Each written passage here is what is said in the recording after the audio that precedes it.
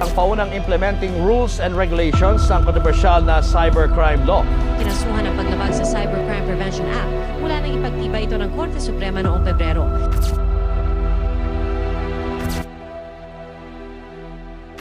Sa panahon ngayon na isang klik lang ang pagitan sa kapahamakan, ang cybercrime ang bagong digmaan na hindi natin nakikita. Ang programang ito ay rated SPG. Striktong patnubay at gabay ng magulang ang kailangan. Maaaring may masiselang tema, lengguwahe, karahasan, sexual, horror o droga na hindi angkop sa mga bata. Ang cybercrime ay isa sa mga problemang dapat patuunan at bigyang pansin. Ito ay dapat bigyang ng atensyon sapagkat maaari itong makadulot ng mga panganib sa mga gumagamit nito. Lalo na ang mundo ay nakapaloob sa paggamit ng social media. Mahalagang magkaroon ng pangsiguridad at kamalayan na makakatulong na maiwasan ang hacking, phishing at scamming. Sa ganitong pamamaraan, maiiwasan ang mga panganib na naidudulot ng cybercrime. Salamat sa pakikinig at huwag kalimutan na protektahan ang ating mga sarili at ang ating pagmamay-ari.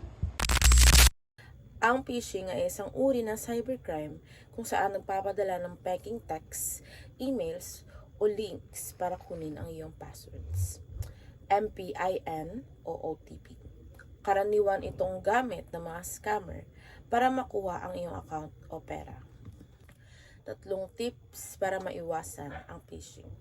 Una, huwag buksan ang mga suspicious links na galing sa mga unknown numbers o emails.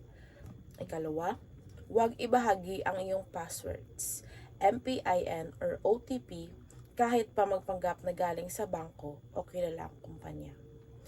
Ikatatlo, i-verify muna ang sender sa official hotlines o websites bago magbigay ng anumang impormasyon. Ano nga ba ang cyberbullying? Ang cyberbullying ay online harassment tulad ng panlalait, pananakot o pagpapakalat ng masasakit na salita. Para makaiwas, i-block at i-report ang bully. I-secure at huwag pumatol sa mga toxic comments. Tips para maiwasan. Iwasan mag-post ng mga bagay sa social media platform na pwedeng gamitin laban sa iyo. Iwasang makipag-away o pumatol sa mga negatibong komento para hindi lumala ang sitwasyon. At pangatlo ay i-block at i-report ang mga masasamang komento. Copyright infringement. Ang copyright infringement ay paggamit o pag-share ng videos, images, music, o gawa ng ina ng walang permiso. Para maging ligtas, gumamit lang royalty-free content o humingi ng pahintulot. At kung gagamit ka naman ng material ng iba, laging humingi ng pahintulot. Tips para maiwasan ang copyright infringement. Una, lumikha ng sariling gawa o ng iyong sariling mga natatanging larawan, video, teksto, at musika. Pangalawa, kumuha ng pahintulot at makipag-ugnay sa may-ari o tagalikha at kumuha ng nakasulat na pahintulot na maaari mong gamitin ang kanilang material kahit na ito ay isang maliit na bahagi lamang. Pangatlo, maghanap ng nilalaman sa mga site na nag-aalok ng mga gawa para sa libreng paggamit. Ngunit, laging suriin ang mga tiyak na termino ng lisensya.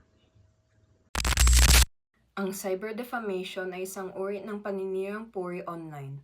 Maaaring ito ay sa pamamagitan ng pag-post ng maling impormasyon, pagpapakalat ng rumors, o paggawa ng peking accounts na naglalaman ng masasamang salita laban sa isang tao o grupo. Tips para maiwasan.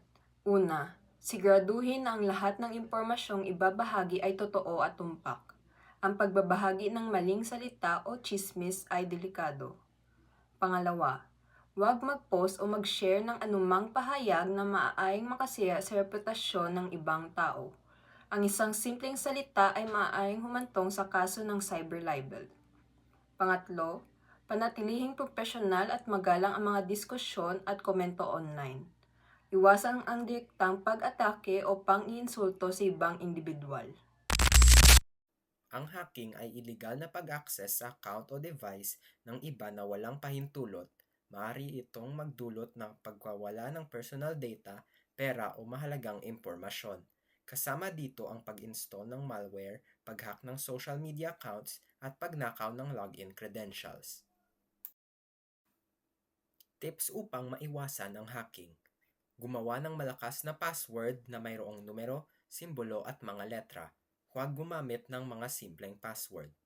Gumamit ng antivirus or multi-factor authentication upang hindi madaling ma-access ang iyong mga accounts ng mga hackers. Gumawa ng backup sa mga mahalagang data o dokumento kung sakali ikaw ay magiging biktima ng hacking.